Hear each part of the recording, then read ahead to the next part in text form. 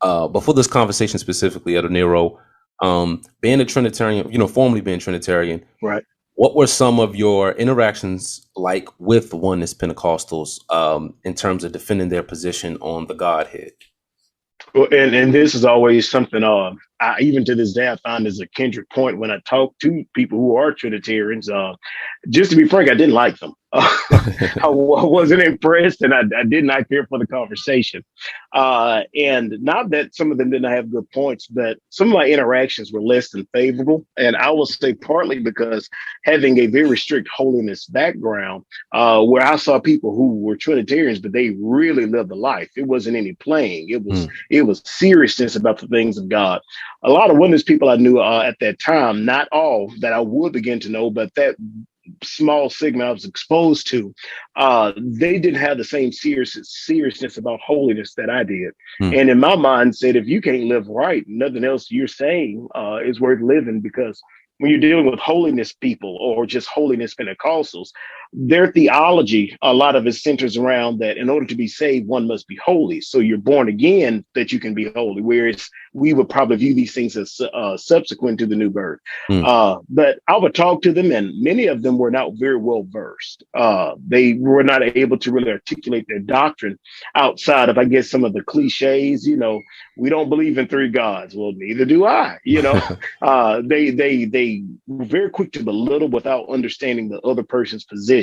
And it didn't help that I knew more scripture than a lot of them, because the church I was in really emphasized scriptural literacy and scripture memorization. So initially, I wasn't very impressed, but I would later meet some people who would very much, I guess, I want to say regenerate my view of oneness believers, but I would definitely understand that I had probably quickly misjudged the belief system based on a few initial negative encounters.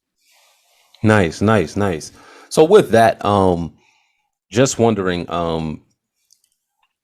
in terms of you going back and forth or having discussions with Oneness Pentecostals at this time when you were a Trinitarian, what were some points that you realized that they couldn't defend?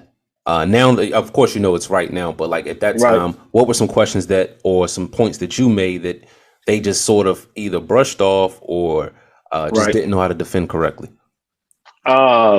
As unfortunate as it may be, but Genesis 1:26 was always a good one to get them at, the us comments. And definitely when you get to the high priestly prayers of Jesus in St. John 17, and anything dealing with a hypostatic union of God, I found most oneness people were not familiar very much. They did not have a very well-developed Christology as it related to how the incarnation worked from a oneness viewpoint.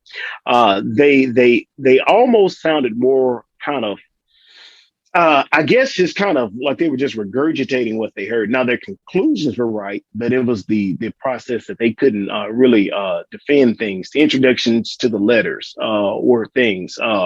Jesus mentioning his father was a stumbling block. So much to the point, just as a side note, I had a friend, he was dating a PAW girl, and she had been PAW her whole life. And he almost rebaptized. Now, he was a Trinitarian. He was going to baptize you in the titles. He almost was going to rebaptize that girl. He had messed her up that bad. Wow. She didn't know what she believed. But she didn't submit, and she later on got more grounded. But a lot of those things, what became very quickly clear to me was that a lot of oneness people only had conversations in the echo chamber. And so when they didn't realize that they were Trinitarians, they could make good points. That just because these people may be wrong don't mean they were stupid. So I think that was probably one of the things. So that the letters and a whole host of biblical questions, just simple questions that any person that really believes is three persons, when you tell them is not the first questions they're going to go to, which in my mind, those would be the first questions that you would want to be prepared to answer. But